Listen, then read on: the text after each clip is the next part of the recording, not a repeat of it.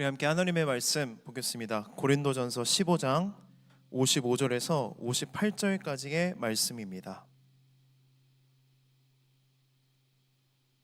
고린도전서 15장 55절부터 58절까지의 말씀을 우리 한 목소리로 함께 읽도록 하겠습니다.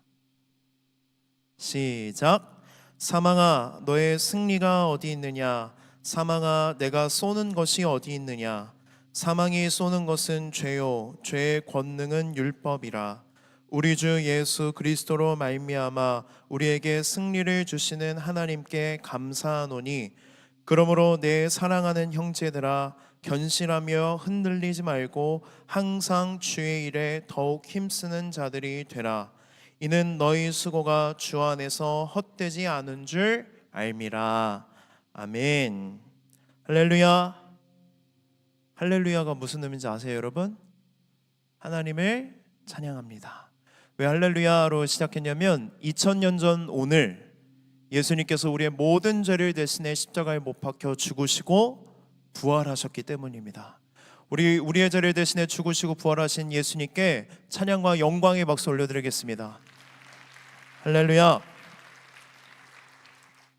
여러분, 예수님의 부활이 여러분들에게 어떻게 다가오시나요? 예수님의 부활이 여러분들에게 기쁜 소식인가요? 오늘 우리 1시 40분부터 20분간 기도회를 하지 않고 부활에 관련된 찬양을 틀고 이 앞에 화면을 보면 아름다운 꽃 배경에 부활이 여러분들에게 기쁜 소식인지 묻는 질문이 있었어요. 여러분 한번 생각해 보시기 바랍니다. 부활이 정말 여러분들에게 기쁜 소식이 되십니까?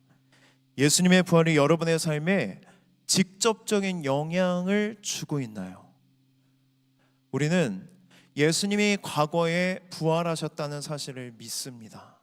그리고 예수님처럼 우리 몸도 예수님 재림하시는 그날 부활할 것을 믿습니다. 부활의 과거형인 예수님의 부활과 부활의 미래형인 예수님과 같이 우리도 부활할 것을 믿어요. 그런데 그 예수님의 부활이 현재 나의 삶에는 어떤 영향이 있는가? 부활이 부활절마다 설교를 들을 때마다 목사님이 얘기하잖아요. 부활이 기쁨입니다, 소망입니다, 능력입니다 라고 말할 때 여러분들이 이 말에 동의가 되시나요? 정말 예수님의 부활이 여러분들에게 기쁨이 되고 소망이 되고 능력이 되는가? 우리는 현재 내 삶의 부활의 능력을 체험하며 살아가지 못합니다. 물론 우리가 예수님 재림하시는 날 완전하고 아름다운 육체로 부활한다는 것, 사랑의 나라인 천국에서 영원히 산다는 것은 정말 귀한 소망이지만 너무 먼 미래에 이르기 때문에 지금 현재 그것이 나에게 소망으로 다가오지 않을 때가 많다는 거예요. 저는 어떨까요? 저도 그런 적이 많았습니다.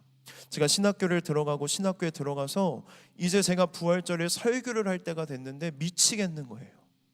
나도 이 부활의 의미가 내 인생 현재의 삶에 어떤 영향도 주고 있지 않은데 어린아이들에게 또는 청소년들에게 부활이 소망이다, 기쁨이다, 능력이다 어떻게 말을 해줄 수 있을까라는 그 괴리감이 저한테 있었어요. 그래서 그때부터 제가 뭘 하기 시작했냐면 부활에 관한 책을 사서 읽고 논문을 읽고 여러 목사님들의 설교를 이렇게 들으면서 부활이 왜 우리에게 이런 소망이 되고 능력이 되고 기쁨이 되는가를 조금씩 알아가기 시작했고 그 부활의 능력을 체험하기 시작했습니다. 그러면 제가 날마다 부활의 능력 때문에 기쁠까요? 아니요. 부활의 소망을 잃어버린 채 살아가는 날이 더 많아요. 그럴 때마다 저에게 뭘 외치냐면 부활이 우리에게 복음이라는 사실을 제 스스로에게 외치고 부활의 능력을 힘입어 살아갈 때가 있습니다. 왜 우리가 예수님의 부활과 현재 내 삶의 그 부활을 잘 연결하지 못할까? 예수님의 부활이 어떤 의미인지를 우리가 정확하게 알지 못하기 때문이에요.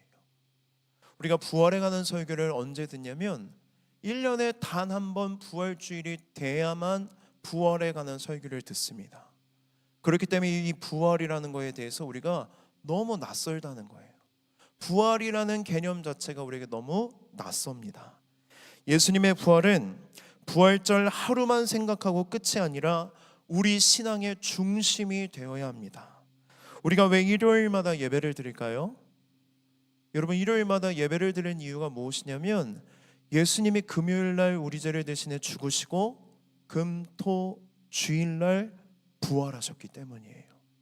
그래서 초대교회는요, 예수님의 부활 이후에 날마다 일요일에 모여서 예배를 드리고 성찬을 하면서 누구를 기억했냐면 내 죄를 대신해 죽으신 예수님, 나를 위해서 부활하신 예수님을 날마다 되새겼고 그 부활의 능력과 소망으로 살아갔다는 것입니다. 그렇기 때문에 여러분, 부활절은요 1년에 단 하루가 아니라 매 주일이 뭐예요? 부활주일이에요. 예수님이 부활하셨기 때문에 우리가 그 부활을 기념하여 모이기 때문에 주일마다 이 주일 예배의 중심이 누가 되어야 되냐면 부활하신 예수님이 될 때에 예배에서 우리가 그 부활의 능력을 체험하고 또한 그 부활의 능력이 어디까지 확장이 되냐면 우리의 일상으로 그 부활의 능력이 들어오기 시작한다는 것입니다. 그래서 우리의 예배는 우리가 부활하신 예수님을 믿고 그 믿음을 유지할 수 있게 하는 아주 중요한 자리입니다. 여러분, 이 주일 예배를 여러분들이 정말 소중하게 여기셨으면 좋겠어요. 귀하게 여기십시오. 이 주일 예배를 위해서 여러분의 삶의 초점을 어디에 맞춰야 되냐면 주일 예배 시간에 맞추세요. 여러분들한테 정말 바라는 것은 무엇이냐면 주일 오후 2시는 우리 청년들이 모여 예배를 드리는 시간입니다. 이 오후 2시 예배 시간이 여러분들이 예배에 집중할 수 있는 컨디션이 되도록 토요일날 일찍 주무시고 주일에는 이 시간에 가장 여러분들이 활동적일 때 가장 하나님께 집중할 수 있는 컨디션으로 이 자리에 나올 때에 여러분들의 신앙의 중심이 부활하신 예수 그리스도가 되고 부활의 능력이 이 예배를 넘어 우리의 삶으로 확장되는 것입니다. 오늘 예배 가운데 부활하신 주님이 중심이 되고 부활 신앙이 우리 삶의 중심이 되기를 소망합니다. 여러분, 1세기 문헌 이 기록들을 보면요 1세기에 예수님 당시에 메시아라고 말했던 사람들이 10명이 넘었대요. 그래서 나는 메시아다, 내가 메시아다라고 말할 때에 메시아 운동이 막 일어났는데 예수님이 아닌 그 가짜 메시아들을 따라다녔던 추종자들의 숫자가 진짜 많았다고 합니다. 그런데 그 메시아라고 외쳤던 그 사람들이 그 메시아가 죽고 난 뒤에 어떻게 될까요? 그 추종하는 세력들이 다 흩어지게 돼요.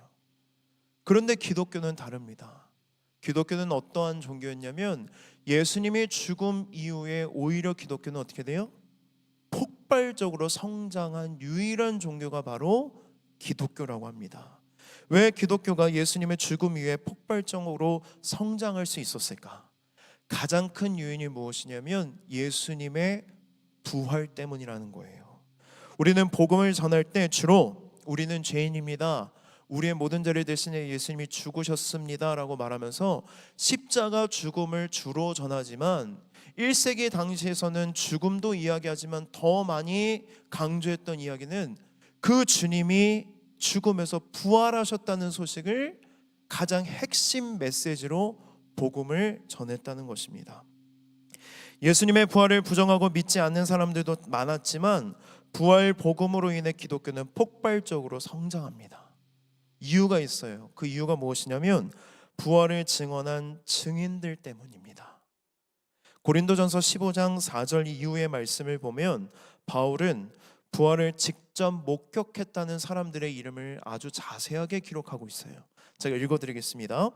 장사 지낸 바 되셨다가 성경대로 사흘 만에 다시 살아나사 게바에게 보이시고, 게바는 베드로예요. 후에 12 제자에게와 그 후에 500여 형제에게 일시에 보이셨나니 그 중에 지금까지 대다수는 살아있고 어떤 사람들은 잠들었으며 죽었다는 거예요. 그 후에 야고보에게 보이셨으며 그 후에 모든 사도에게와 맨 나중에 만삭되지 못하여 난 자 같은 바울인 내게도 부활하신 주님이 나타나셨다, 부활하신 주님을 보이셨다라고 기록합니다. 왜 사람들의 이름을 이렇게 구체적으로 기록했을까? 리차드 보컴이라는 역사신학자가 있는데요. 보컴이 이 이야기를 이렇게 이야기해요. 이렇게 자세하게 이름을 기록하고 있는 이유는 무엇이냐면 이 고린도전서가 쓰여졌을 당시에 예수님의 부활을 목격했던 대다수의 사람이 살아 있었다는 거예요. 그러니까 예수님의 부활이 신화다, 꾸며낸 이야기다라고 부활을 의심하는 사람들이 있다면, 야, 베드로에게 찾아가 봐. 야, 12제자에게 찾아가 봐. 500여 형제들에게 찾아가 봐. 야고보에게 찾아가 봐. 그들은 정말 부활하신 예수님을 만났던 사람들이야. 그 사람들에게 찾아가서 예수님이 부활하셨는지 안 하셨는지를 물어보라는 의미예요. 그래서 사복음서와 고린도전서 15장에는 부활을 목격한 사람들의 이름을 아주 자세하게 기록되어 있는데요. 우리가 눈여겨봐야 될 증거가 무엇이냐면 사복음서에는 부활을 목격한 사람들 중에 여인의 이름을 많이 기록하고 있습니다. 이게 왜 중요한 증거냐면 당시 여성에게는 인권이 없었어요. 당시 여성들의 증언은요, 이 재판장에서 아무런 효력이 없는 시대예요. 그런데 그런 효력이 없고 인권이 없는 여성들의 부활을 목격했다라는 사실을 왜 굳이 성경에 기록했을까? 여러분, 역설적으로 생각해 보세요. 만약에 예수님이 부활하지 않았고 그걸 꾸며낸 얘기라면 증언의 효력이 있는 사람들을 증인으로 내세우지, 증언의 효력이 아무것도 없는 여인들의 이름을 기록할 이유가 있어요, 없어요? 없다라는 거예요. 그래서 사복음서에 예수님의 부활을 목격한 사람들 중에 여인의 이름을 일부러 기록한 이유는 역설적으로 예수님의 부활이 꾸며낸 이야기가 아니라 사실이기 때문에, 역사적인 사실이기 때문에 그 증인을 여성으로 세우고 있다는 것입니다.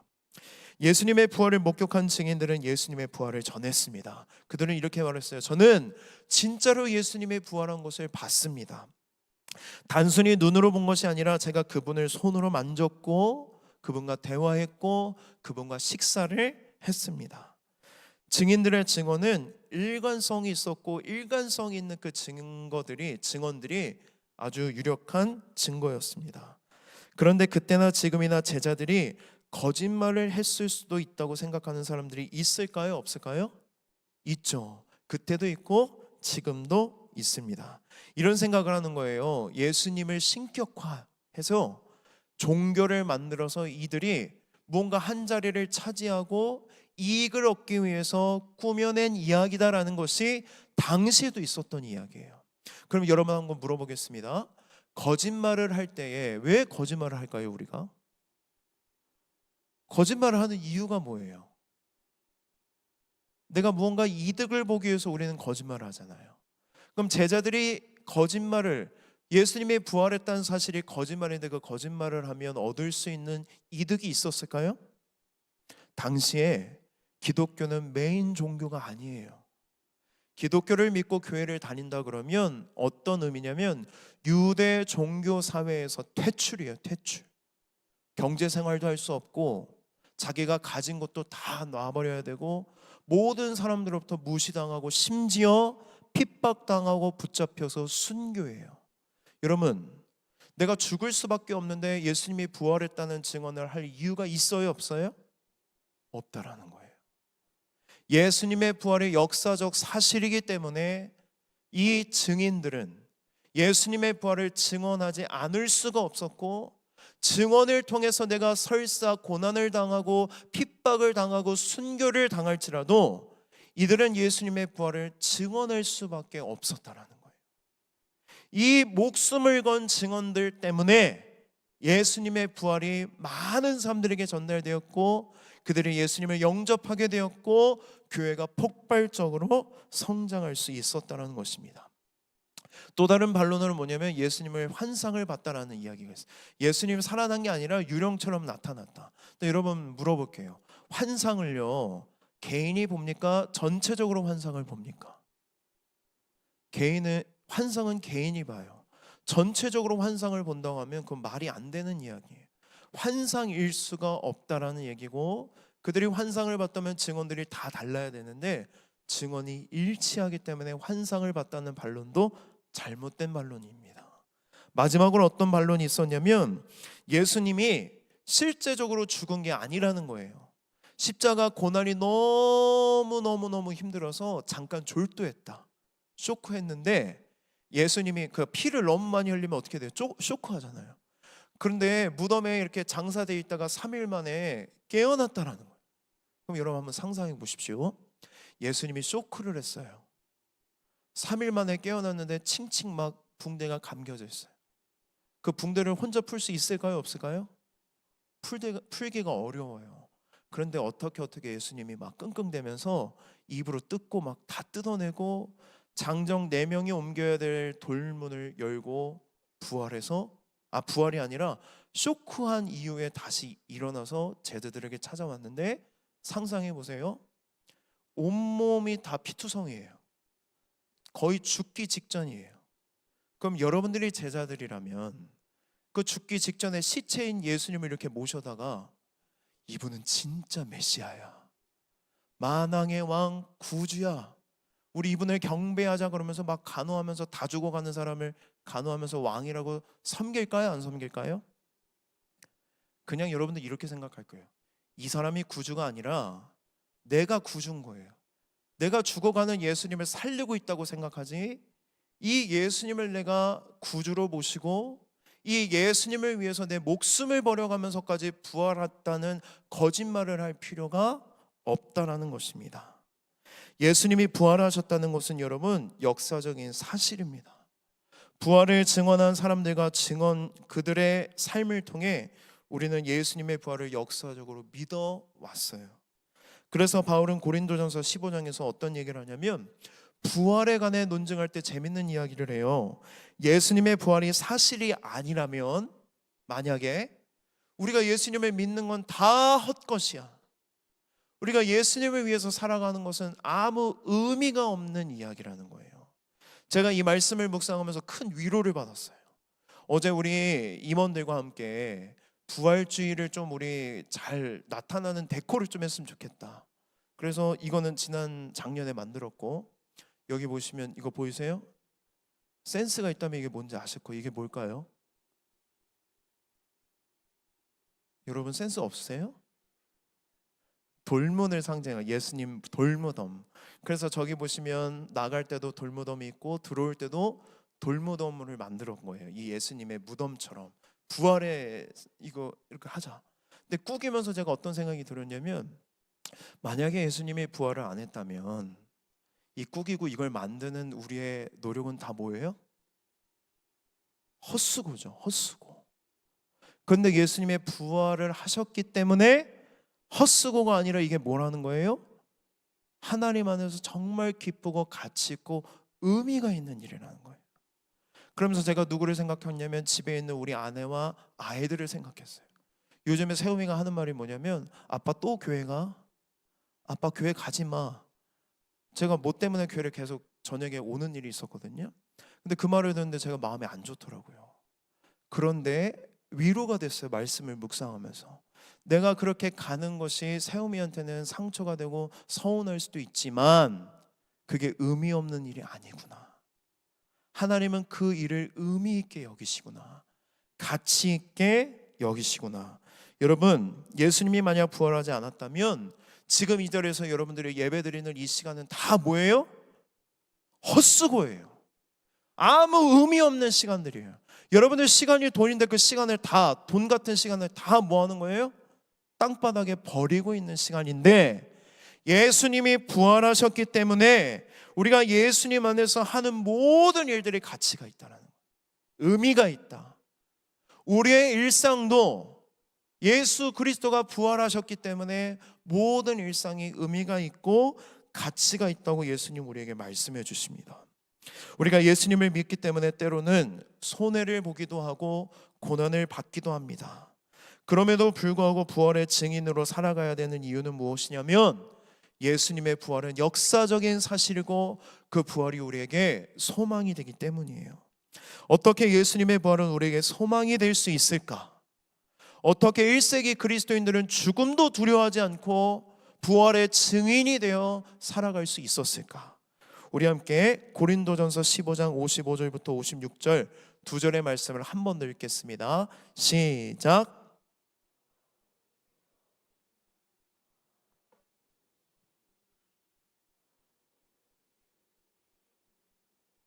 아멘. 바울은 담대하게 선포합니다. 사망아, 너의 승리가 어디에 있느냐?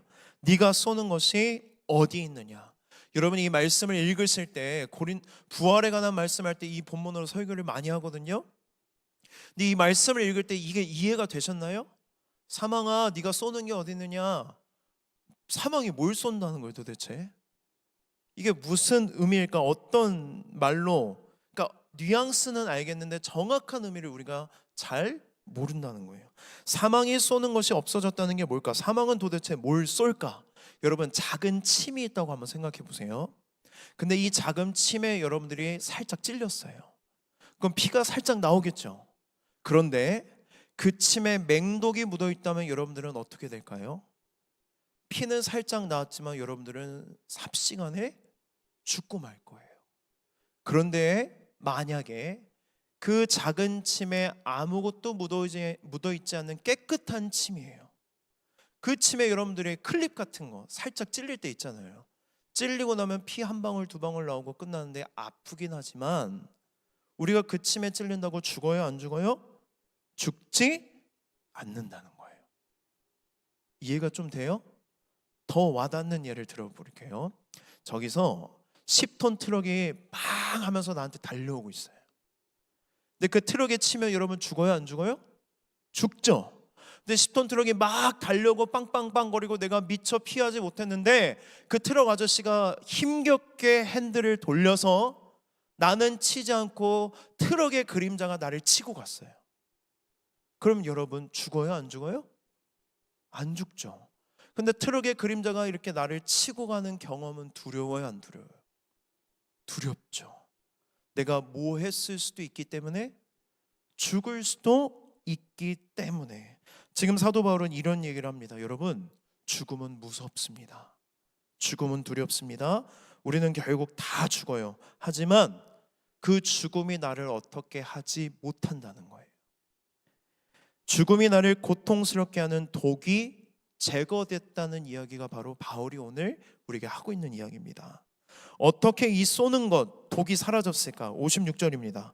사망이 쏘는 것은 죄요, 죄의 권능은 율법이라.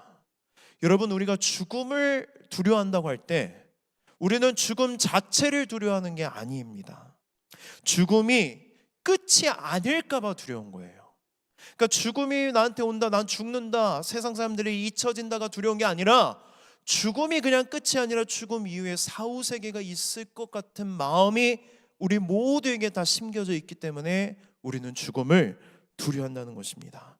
죽음 이후에 심판이 있을까 봐, 죽음 이후에 내가 살아온 삶을 돌아보면 벌 받을 만한 일들을 많이 저질렀기 때문에 내가 벌을 받을까 봐, 또는 내가 절대자로부터 영원히 버림받을까 봐 하는 두려움이 우리 안에 다 있다는 것입니다. 하나님을 믿든 믿지 않던 모든 인간은 자신에게 심판이 있다는 것을 내재적으로 알고 있고, 그로 인해 무의식적으로 우리는 죽음을 두려워한다는 거예요. 히브리서 말씀은 말합니다. 한 번 죽는 것은 사람에게 정해진 것이요 그 후에는 심판이 있으리니. 여러분, 이 심판이 바로 죽음이 쏘는 독이라는 거예요. 죄이고 죄의 율법이라고 이야기합니다. 그래서 사람들은요, 나는 죽음이 별로 두렵지 않아 라고 말하기도 하고, 인생사 너무 고통스러우니까 그냥 나 70, 80까지 살고 싶지 않고 그냥 빨리 죽고 싶어 라고 말은 하지만, 정작 죽을 때가 되면 다 그 죽음을 두려워하는 이유가 있어요. 왜? 죽음 이후에 심판이 있다는 것이 죽음 안에 있기 때문에 우리가 그 심판을 두려워한다는 것입니다. 그런데 사도 바울은 뭐라고 말합니까? 사망아, 내가 쏘는 것이 어디 있느냐? 죽음이 두렵지 않다고 그는 담대하게 말합니다.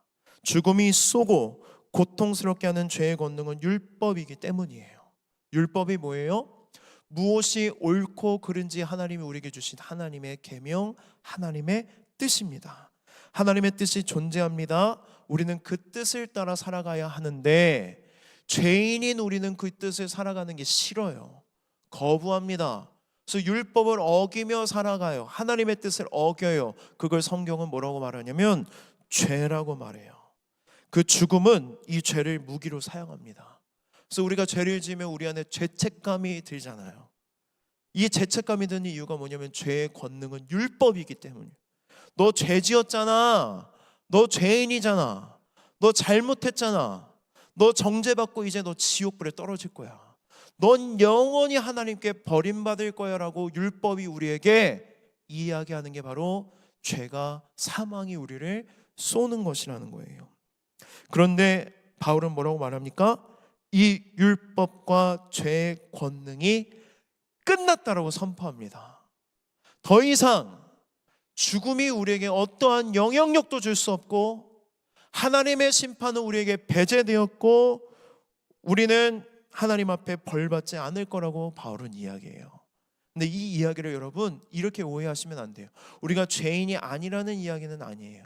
우리는 죄인이 맞습니다.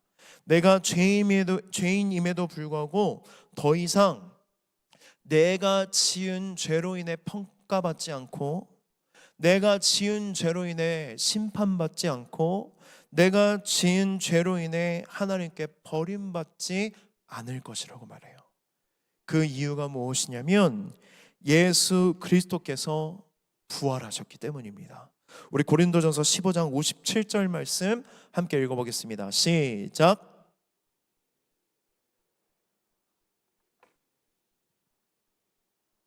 아멘. 여러분 여기서부터 중요합니다. 정신 차리고 들으십시오.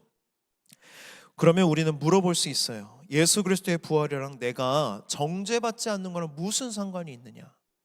예수님의 부활은 예수님의 부활이고 그 부활이 나에게 어떻게 정죄받지 않고 심판받지 않고 버림받지 않는 은혜를 허락했느냐? 신명기 말씀을 보면 나무에 달린 자마다 하나님께 저주받았다라는 말씀이 나와요. 예수님은 나무 십자가에 못 박혀 죽으셨죠. 그럼 예수님은 하나님께 뭐 받은 사람이에요? 저주를 받은 존재라는 의미입니다. 예수님은 죄인이라는 의미예요. 그런데 그 예수님이 죽고 끝났어요? 안 끝났어요? 끝나지 않았다는 거예요.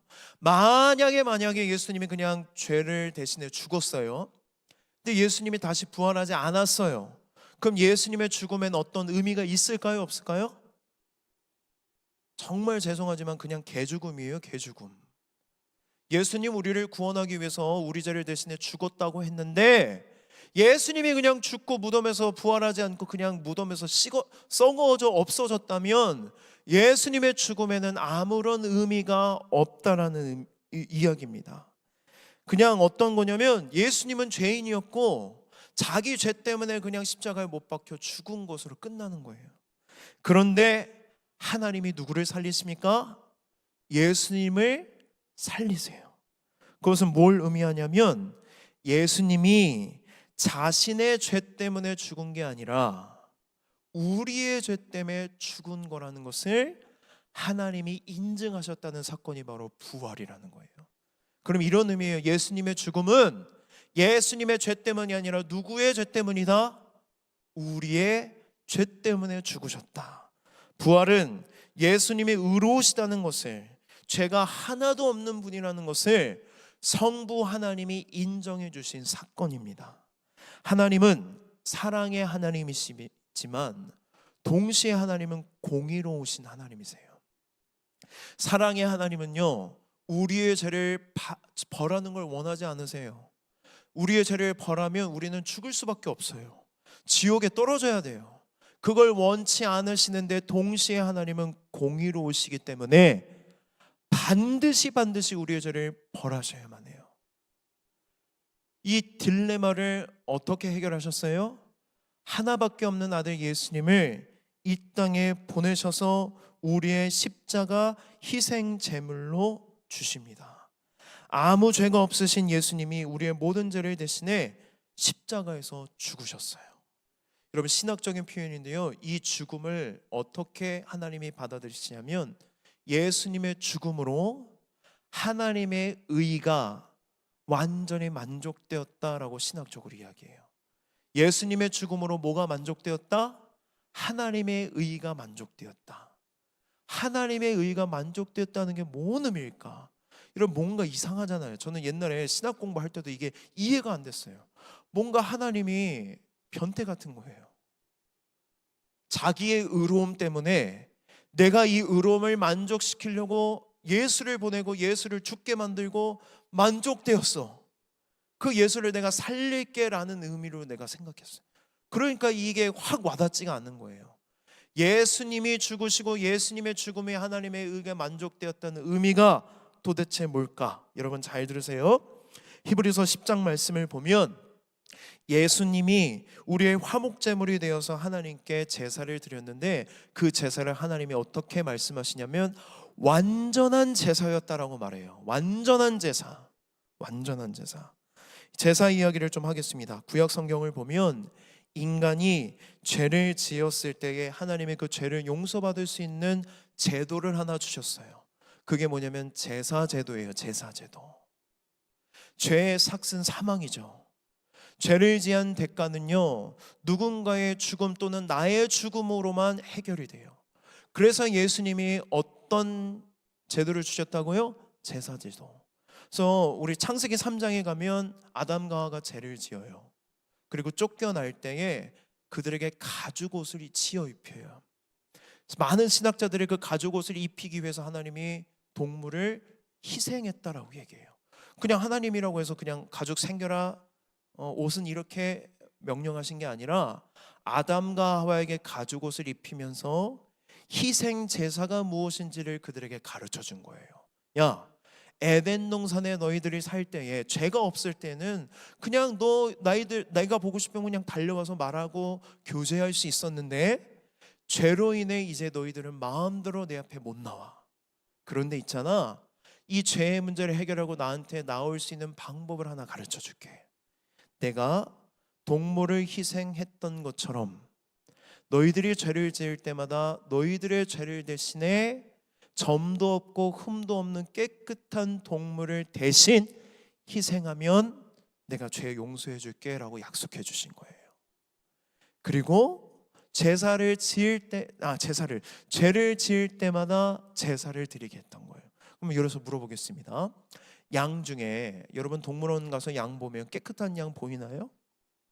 죄다 더러워요. 죄다. 그런데 예수님이 제사를 드릴 때 4건 조건이 있어요. 양을 드려야 되는데 그 양에 흠이 하나도 없어야 돼. 상처 없어야 돼. 점도 하나도 없어야 돼. 깨끗해야 돼. 아무리 선별해도 그런 양을 매번 찾을 수 있을까 없을까? 없죠. 그래서 구약의 제사는요, 완전한 제사가 아니에요. 죄를 지을 때마다 양을 잡아야 되고 그 양을 잡을 때마다 용서를 받지만 또 죄를 지으면 또 양을 가지고 가야 되는 불완전한 제사예요. 그런데 여러분, 우리의 희생 제물이 되신 예수님은 점도 없고 흠도 없고 아무런 죄도 짓지 않으시고 의롭고 깨끗하신 어린 양이 되셔서 십자가의 희생 제물로 죽으셨다는 거예요. 어떻게 죽으셨어요? 내 모든 죄가 그 죄도 없고 죄도 모르신 예수님에게 다 넘겨져서 예수님의 그 죄에 대한 모든 진노와 심판과 저주를 다 쏟아부었어요. 그래서 예수님이 말씀하시잖아요. 나의 하나님 어찌하여 나를 버리시나이까. 완전히 버림받았어요. 그때 이 희생 제사를 하나님이 어떻게 받으셨다? 완전한 제사로 받으셨다. 그래서 하나님이요, 이후로는 제사 드릴 필요 있어 없어? 없어. 예수님을 믿으면, 예수 그리스도의 보혈의 공로를 의지해서 나한테 나오면 너희들 제사 다 필요 없다라고 인정해 주시고 하나님의 의가 다 만족되었다는 거예요. 이 만족되었다는 건 이런 의미예요. 여러분들이 과거, 현재, 미래에 지었던 모든 죄에 대한 하나님의 의로움이 예수님의 희생으로 인해 다 해결되었다. 다. 그러니 예수님은 더 이상 우리 죄를 보면서 진노하세요? 안 하세요? 안 하신다는 거예요. 만에 하나 하나님이 진노하잖아요. 그건 하나님은 의로운 게 아니에요. 하나님은 치사한 거예요. 근데 하나님은 치사한 분이 아니라 어떤 분이라고요? 의로우신 분. 예수님의 희생제사와 십자가 죽음으로 완전히 우리가 의로워졌다라는 것을 말하는 게 바로 십자가 부활의 의미입니다. 그 예수님의 부활했다는 게요, 여러분들에게 의미가 있어요, 없어요? 있죠. 왜? 예수님의 부활하심으로, 예수님의 부활로 인해 예수님은 죄가 없는 완전한 희생제물이라는 것을 인정받으시고, 그 제사로 인해, 그 한 번의 제사로 인해 우리가 다 어떻게 되었다? 의로워졌다. 깨끗해졌다. 더 이상 희생제사를 드릴 필요가 없는 예수님과 같은 존재가 되었다라는 것입니다. 그래서 바울은 로마서 4장 25절에서 이렇게 이야기합니다. 우리 함께 읽어보겠습니다. 시작.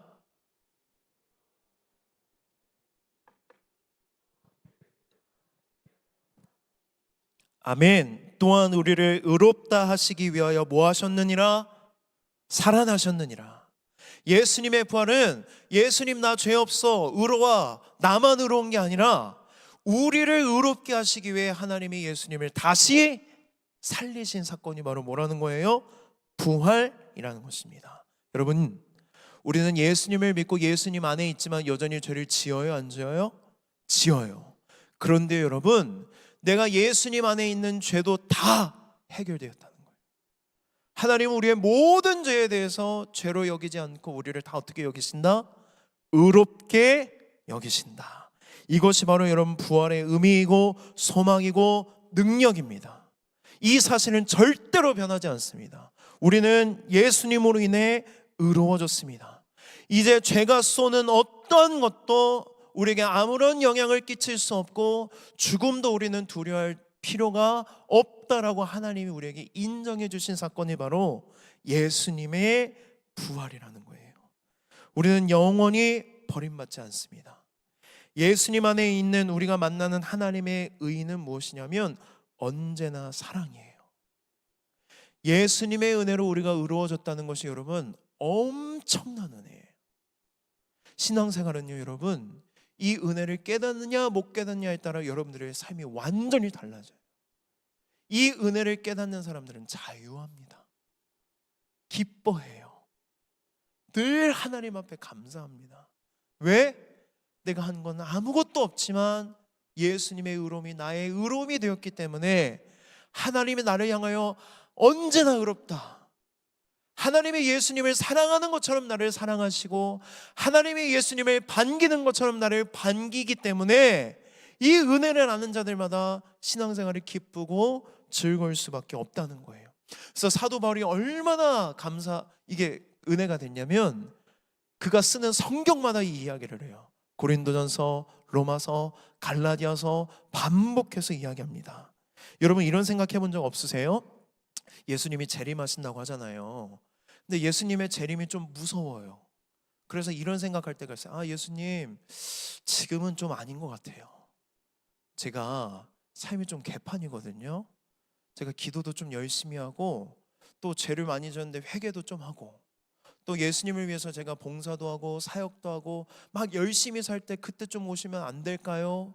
오늘은 아니에요 라는 기도를 여러분 해보셨나요? 안 해보셨나요? 저만 쓰레기인가요? 저는 이런 생각을 자주 했어요. 어떤 생각이 들었냐면 애매하게 죄책감이 드니까 예수님 오늘은 아니에요. 제 상태가 별로 아니에요. 지금 오시면 안 돼요. 그러다가 제가 막 신실해요. 성령으로 충만한 느낌이 들고 예배를 드릴 때마다 막 기뻐요. 그럼 막 찬양하다가 어떻게 이야기하냐면 예수님 지금이에요. 지금이에요 예수님. 다른 사람 생각도 안 하고 누구만 생각하는 거 나만. 지금이에요. 지금 제 최고 전성기 신앙생활 하고 있어요. 지금이에요 라고 저는 생각할 때가 참 많았습니다. 여러분, 그게 아니라는 것이 바로 예수님의 부활입니다. 예수님이 부활하셨습니다. 그리고 우리의 의가 되셨고 우리의 자격이 되셨어요. 물론 우리가 막 죄를 짓고 살아도 된다는 말은 아닙니다.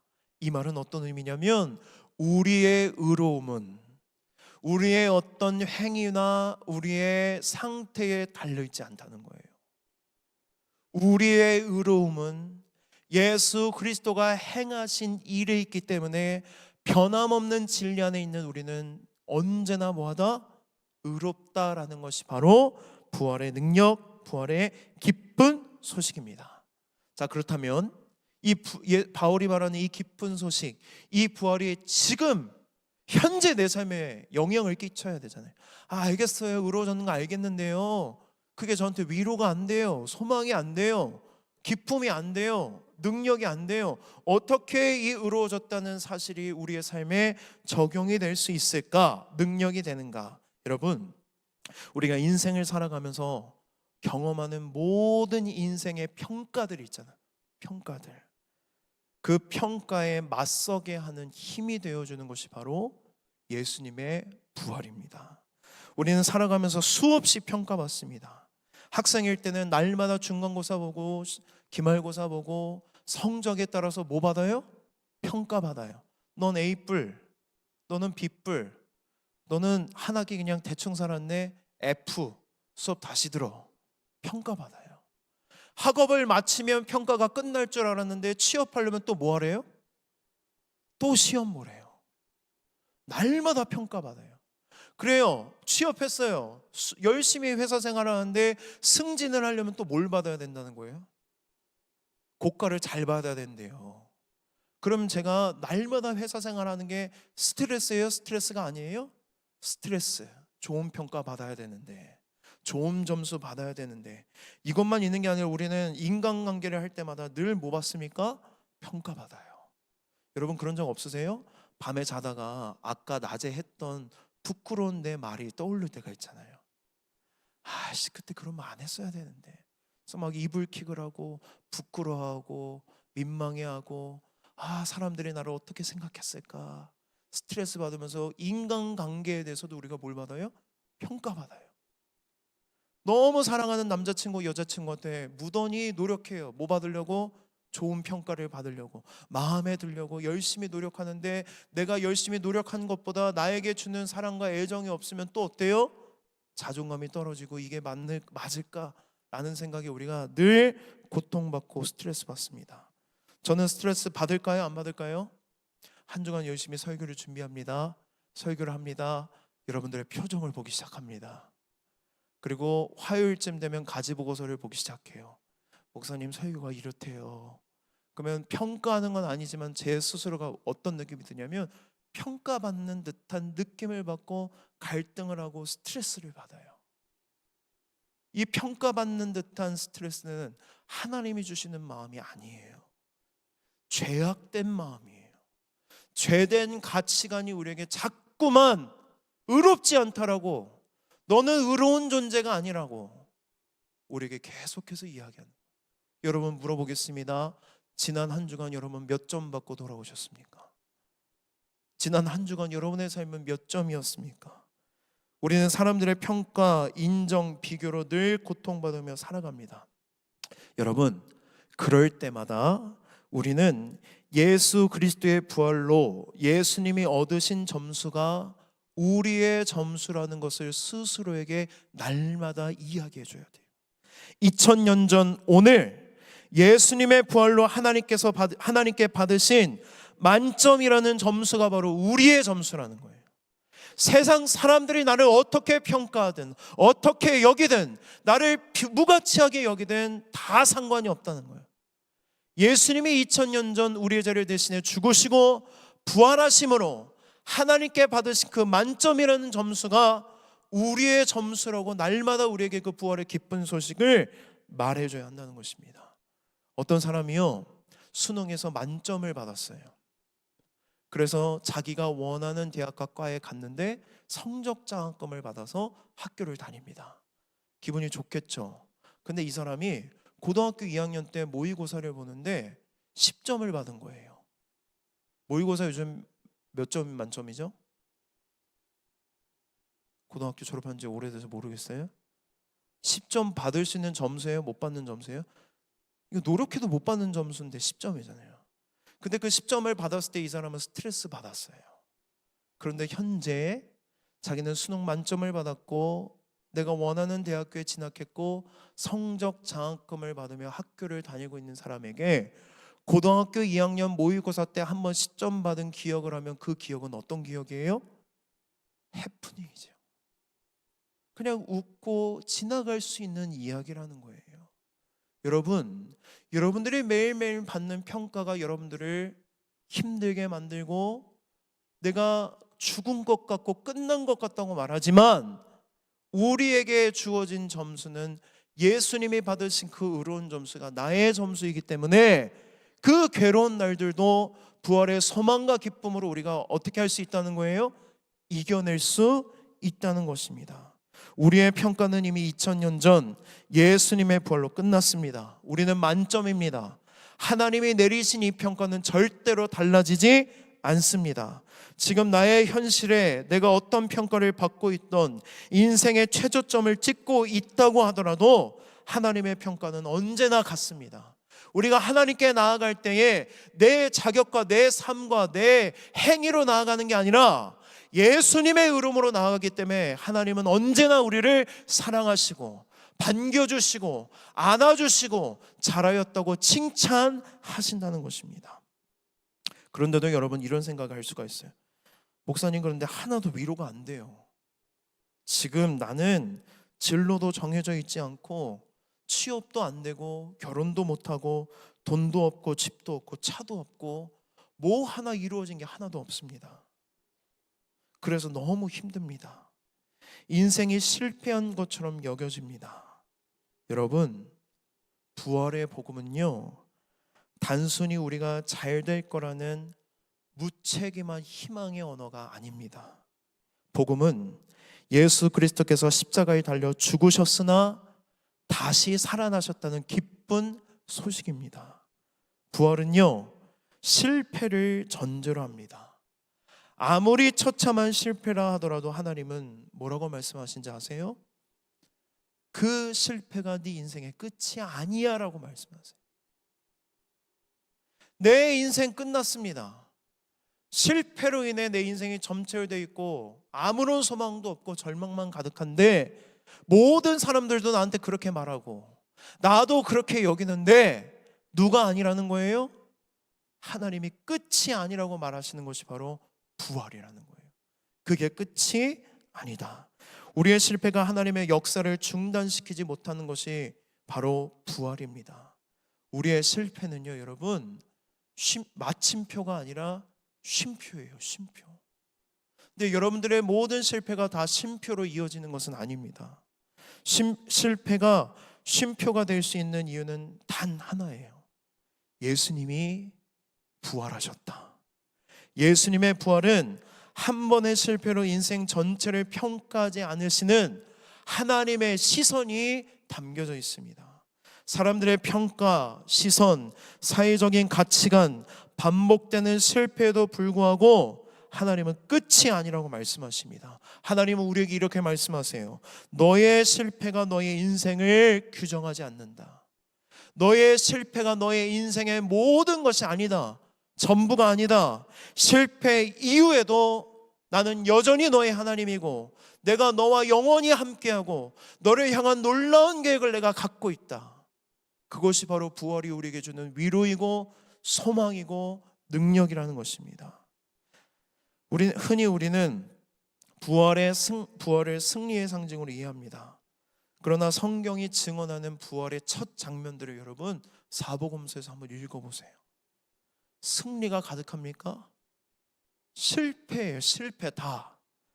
부활의 아침 제자들은 승리의 확신에 차 있지 않았습니다. 그들은 두려워서 문을 걸어 잠그고 뒤에 숨어 있었고 낙심한 채 고향으로 돌아갔으며 무엇인가를 붙잡지 않으면 무너질 것 같은 불안 속에서 머물러 있었습니다. 부활은 성공한 사람들 가운데 있지 않았습니다. 실패와 좌절의 항복판에서 부활은 시작되었습니다. 부활은요, 여러분, 우리의 인생의 실패가 끝이 아니라고 위로합니다. 부활은요, 세상의 평가가 끝이 아니라고 우리를 위로합니다. 부활은 우리가 괜찮지 않아도 괜찮다고 우리에게 말씀하시는 하나님의 위로입니다. 그래서 바울은 우리가 이 부활신앙으로 흔들리지 말 것을 마지막 고린도전서 15장에서 결론을 내려요. 우리 15장 58절 말씀을 함께 읽어보겠습니다. 시작.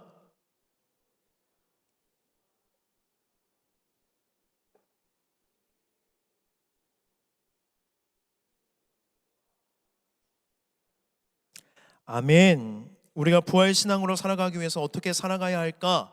바울은 우리에게 말합니다. 주의 일에 힘을 쓰라. 주의 일에 힘을 쓰라. 교회에 와서 봉사 많이 하고 열심히 사역하고 헌신하는 이야기일까요? 물론 그런 이야기도 담겨져 있지만 더 깊은 의미가 담겨져 있습니다. 바울은 고린도전서 15장 말씀을 이렇게 시작해요. 똑같이 형제들아 라고 시작하는데요, 형제들아, 내가 너희에게 전한 복음을 너희에게 알게 하노니 이는 너희가 받은 것이요 또 그 가운데 선 것이라. 너희가 만일 내가 전한 그 말을 굳게 지키고 헛되이 믿지 아니하였으면 그로 말미암아 구원을 받으리라. 예수님의 부활을 믿고 그 믿음을 굳게 지키고 거기에 서 있으라고 이야기합니다. 그리고 마지막 결론에서 뭐라고 말해요? 흔들리지 마. 사망이 아무리 너희들을 쏘고 너희들을 죽을 것 같게 만들고 네 실패가 네 인생의 전부인 것처럼 여기게 만들고 너를 루저라고 만들고 절망에 빠질 때에 예수 그리스도가 내 자리를 대신해 부활했다는 이 믿음을 흔들리지 않고 붙잡으라고 이야기합니다. 그 부활을 믿는 것이 바로 주의 일이고 그 주의 일에 힘쓰라고 바울은 고린도전서 15장 58절로 마무리를 하며 우리에게 결론을 이야기합니다. 여러분, 예수님의 부활은 역사적 사실입니다. 예수님의 부활을 믿으십시오. 아멘. 우리 지난주 아멘에 대해서 배웠죠. 아멘이 무엇입니까? 그렇게 된 줄로 믿습니다. 예수님은 부활하셨습니다. 할렐루야. 부활은 상상을 초월하는 기쁜 소식입니다. 그런데 우리는 부활이 사실이 아닌 것처럼, 예수님의 부활이 내 삶에 별 의미가 없는 것처럼 행동하고 생각하고 말하고 살 때가 있습니다. 지금 나를 고통스럽게 만드는 침에는 여러분, 독이 묻어 있지 않습니다. 물론 내 삶의 현실이 우리를 고통스럽게 하지만 우리는 소망을 품을 수가 있어요. 소망은 그랬으면 좋겠습니다 정도가 아니라는 거예요. 소망은 확실히 그렇게 된다는 것을 믿는 것입니다. 예수님이 부활하셨으면 여러분의 소망으로 품으십시오. 여러분의 실패는 실패로 끝나지 않을 것입니다. 아멘입니까? 여러분들이 세상에서 받는 평가는 지금 이 평가가 끝이 아닙니다. 누가 아니라고 말씀하세요? 하나님께서 아니라고 말씀하세요. 예수님을 다시 살리심으로 예수님의 부활로 받은 너희들의 그 평가가 너희들의 평가다. 예수님의 의가 바로 너희들의 의라고 주님은 우리에게 말씀하십니다. 여러분, 힘들고 어려울 때에 자꾸만 사망이 우리를 쏘고 지치고 절망하게 만들 때에 부활의 복음을 여러분들 스스로에게 외치십시오. 예수님 부활하셨어. 예수님의 부활하심으로 예수님의 의가 나의 의가 되었어. 예수님이 받으신 평가가 나의 평가야. 그 부활의 복음이 여러분들에게 기쁜 소식이 되고 날마다 그 부활의 복음을 여러분들의 삶에 외치고 선포할 때에 여러분들의 삶은 획기적으로 바뀔 것입니다. 여러분의 정체성은 완전히 달라질 거예요. 우리 마지막으로 우리의 정체성이 어떻게 달라지는지 바울의 이야기를 한번 읽고 오늘 말씀을 마치도록 하겠습니다. 고린도후서 6장 9절에서 10절 말씀, 우리 한 목소리를 읽는데 좀 크게 읽었으면 좋겠어요. 확신을 가지고 하나님, 우리가 부활 소망을 품었을 때 우리의 인생이 이렇게 바뀔 줄 믿습니다. 우리의 가치관이, 우리의 정체성이 이렇게 바뀔 줄 믿습니다. 우리 함께 읽겠습니다. 시작. 무명한 자 같으나 유명한 자여, 죽은 자 같으나 보라 우리가 살아있고, 징계를 받는 자 같으나 죽임을 당하지 아니하고, 근심하는 자 같으나 항상 기뻐하고, 가난한 자 같으나 많은 사람을 부유하게 하고, 아무것도 없는 자 같으나 모든 것을 가진 자로다. 할렐루야, 할렐루야. 우리는 가지지 못한 것 때문에 이제는 고통스러워하지 않을 것입니다. 아멘. 취업의 실패에도 내 인생이 자꾸만 실패로 가득할지라도 그 실패가 내 인생의 전부가 아니라는 영원한 생명이 우리에게 주어졌음을, 또 다른 세계로의 초대가 바로 부활의 메시지입니다.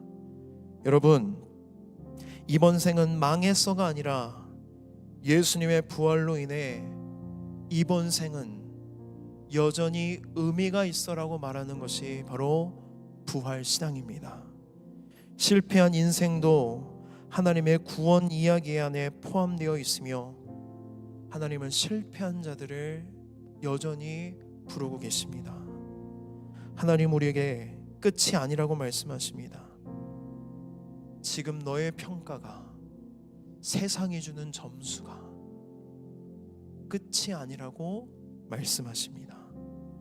예수님과 같이 우리를 실패와 절망 가운데 내버려 두지 않고 우리에게 말씀하시고 우리를 부르시고 내가 너와 영원히 함께 하신다고 부활을 통해 우리에게 말씀하십니다.